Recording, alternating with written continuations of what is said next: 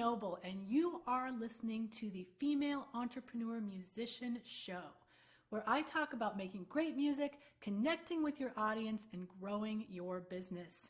And I'm excited to talk today about open mics. I know they can be a little controversial. Some musicians say, oh, I don't want to play for free. Why would I do open mics? But I want to give you 7 reasons why doing open mics, no matter what level you're at in your music career, can be really, really amazing and can help you in a whole bunch of different areas that will eventually lead you to making money. So that's why I wanted to talk about open mics. But before I do, the reason I'm talking about open mics is because in my 5 stages of musician career growth, which I love to talk about, that I've created, I have open mics in this first stage, which is called the foundation stage. But you could really use open mics along the way for some of these different reasons I'm going to talk about, but you definitely want to focus on it in the first stage. So I have got something coming up pretty soon that I am going to be talking about these 5 different stages, what they are, what happens in each of the stages, and kind of what you should be focused on if you're in that stage, what you should not be focused on, which I think is super valuable so you don't waste time and money, and the kind of emotions you'll go through during that stage, and just all the things that will help you understand where you're at right now and where you are heading. So I've got something coming up that I'm going to be talking about this called the Musician's Profit Path Workshop or Masterclass, and that's going to be coming up on the 16th of February, which is a Thursday. And I'd love to have you guys come and join me for this because it's always so eye-opening when I talk about these 5 stages, and it really makes you feel like you're not alone in your journey. You kind of understand what you've been through and where you're headed. So if you're interested in coming along with me on this journey of the Musician's Profit Path, go to musiciansprofitpath.com. That's path, P-A-T-H, musiciansprofitpath.com, and go sign up for the workshop. I know it's not for a couple of weeks, but get on the list and I'll definitely send you reminders so you don't forget for Thursday, the 16th of February. So let me get into my content today about open mic night and why it can be so beneficial to you. So we're going to talk about the 7 biggest reasons why you should be doing open mics. And the first reason is definitely to improve your confidence. And I think this is so important for people that are starting out because you don't want to try to get these paying gigs when you don't even know how you're going to react when you get in front of an audience. So, maybe the only performing you've done is like in front of your family or, at your high school or, somewhere that you felt really comfortable. So it's important to go out to these open mics where you don't know anyone, where nobody knows you, and you're going to really get, trial by fire in getting into performing in front of people that you don't know. And it will really, really boost your confidence. And I can guarantee that it's going to be absolutely terrifying at first, especially if you're a beginner. But the more you do it, you are going to feel so confident. You're going to get so excited with how much better you're getting as you go along. So that is the main reason that I love to tell people, especially in their first stage of their music career, to be doing open mics. And I don't want you to think that doing an open mic makes you seem like an amateur.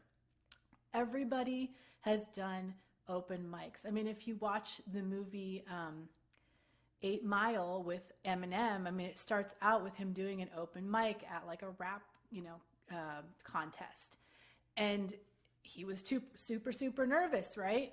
But he went out there and did it. And that was his first step into moving forward in his career. And so many people that are famous now started out doing open mics. So number 1 is to build your confidence. Number 2 is it is going to give you such good practice in performing in front of people. So you could practice for hours a day at home. You could even practice recording yourself on a video. It is not the same as being in front of people. It is a totally different experience. So this is just going to give you the experience of what it will be like on stage when you're actually being paid for being on stage.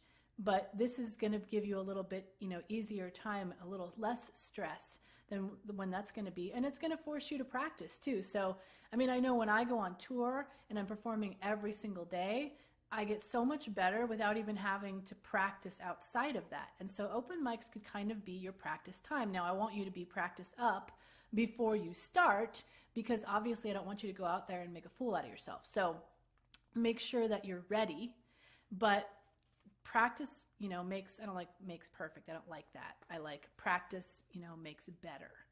Obviously, we're not striving for perfection. To me, done is better than perfect. So getting out there and doing it instead of just practicing and practicing forever and never getting out there because you're too afraid you're going to make a mistake, that is never going to get you anywhere. So the practice in front of people is invaluable.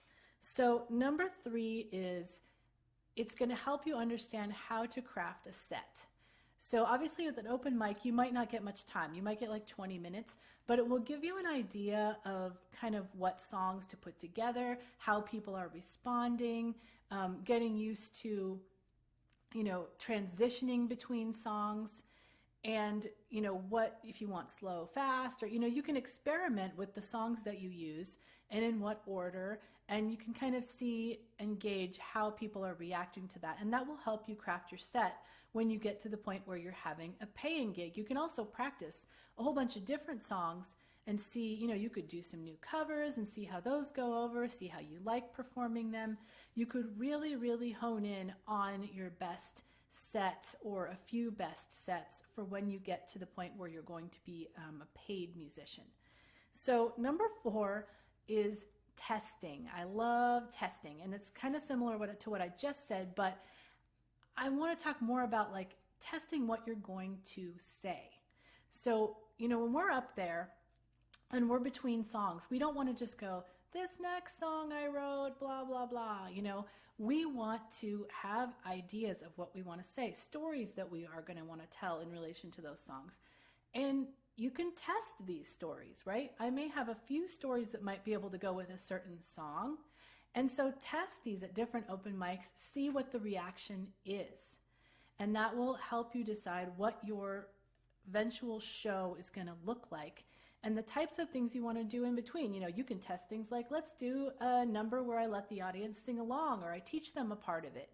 You can test things like, I'm going to call on someone from the audience and see if they want to come up here and sing along with me, or, just interesting things you can do in your show that you might not have thought of. You can just test them out. What does it hurt during an open mic? You're not being paid.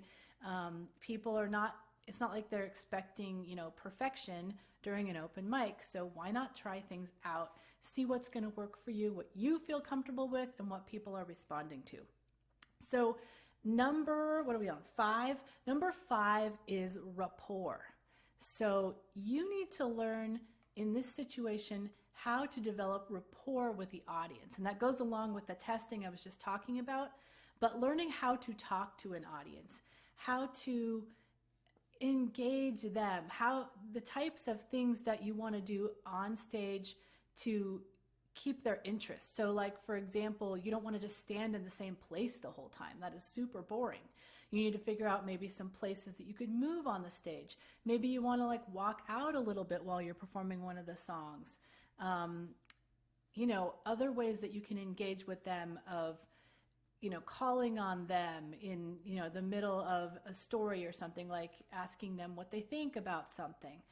All kinds of ways. You just want to figure out how you can make your set interactive, because that is what's going to make an experience for people. They don't want to just sit there and listen. They want to be part of it. They want to feel like they're drawn in. And that's what this phase is going to help you do in developing rapport. So number 6 is networking. So when you go to open mics, who else is there? There's an audience, and there's also a ton of other musicians, right? So this is a great experience for you to network with other musicians, find some other people that are doing similar styles to you. You could find some co-writers. You could find some people to share gigs with when you actually start getting paid gigs, or maybe you find some people that are already having paid gigs and they're trying to find somebody to open for them. You can meet so many people at open mics, and you can also, being on display there and performing, who knows who's going to come in and see you. So that could also be like an industry opportunity, depending on who comes and what kind of a venue this is. But definitely for meeting other musicians, it's really, really important and a great ground for doing that. And number 7 is obviously building your fan base. So when you go to open mics, you don't want to just show up. You want to show up prepared. And the least that you can do is have a way for people to sign up for your email list and to find you on social media. So, when you go to an open mic, find out, is there a place that I could set up after I'm done so I could ask people if they want to come over and connect with me? Or, maybe you set up a text opt-in where you tell people, take out your phones and send the word, music to 8877 or however that's set up in your text opt-in. And that would allow you to capture some of those people for your mailing list. And then you can start building that even though you're not to the point where you're doing paying gigs. So make sure that you have a way to connect with people after you're done with your open mic. I love the idea of having flyers or postcards. I don't choose business cards because they're so small, but flyers or postcards are great. And even, if it's a really well-attended open mic, you could maybe even run a little contest while you're there if the owners don't mind. Say, at the end of my set, I'm going to look and see who, filled out these, little forms or stuck their business card into a jar or whatever, however you set that up. And at the end of my set, I'm going to pull one out and give away a CD. So, why not take advantage of this audience while they're there? Don't just feel like, oh, I'm just, this is amateur night. And, people love to listen to open mics. They discover new and interesting musicians there. So you never know who's going to be in the audience. And why not start building your fan base now? So a lot of what I said there is for like early on musicians, people in the foundation stage, as I call it. But I do believe that people in later stages of their career can totally use open mics for this. Why not? If you're going to have new songs, you can test them out at open mics before you play them at your gigs. You can test out doing some cover songs and see how people respond. You can just test out different things that you want to do with your stage show or stories. That kind of thing can all be tested at open mics, no matter what stage of your music career that you're in. So I hope those were helpful and really encouraged you to go and try out some open mics. I know some of my students have loved doing open mics because it's built their confidence, especially ones that have recorded a lot of music but have not had a lot of live music experience, and they felt really, really self-conscious on stage. Just going and doing open mics, like a bunch of them, like 2 or 3 a week for a month, just absolutely skyrocketed their confidence. So I encourage you to do that if you have issues with confidence on stage. So finally, I just want to remind you to come on over to musiciansprofitpath.com, musiciansprofitpath, PATH.com, and sign up for my workshop and masterclass on the 16th of February, where I'm going to be talking about these 5 stages of music career growth, and it will help you figure out where you are now, what you can do to move to the next stage, what you should be focusing on, and what you should not be doing so you're not wasting your time and your money in that stage of your career. So have an awesome day, and I look forward to seeing you at the workshop on the 16th of February.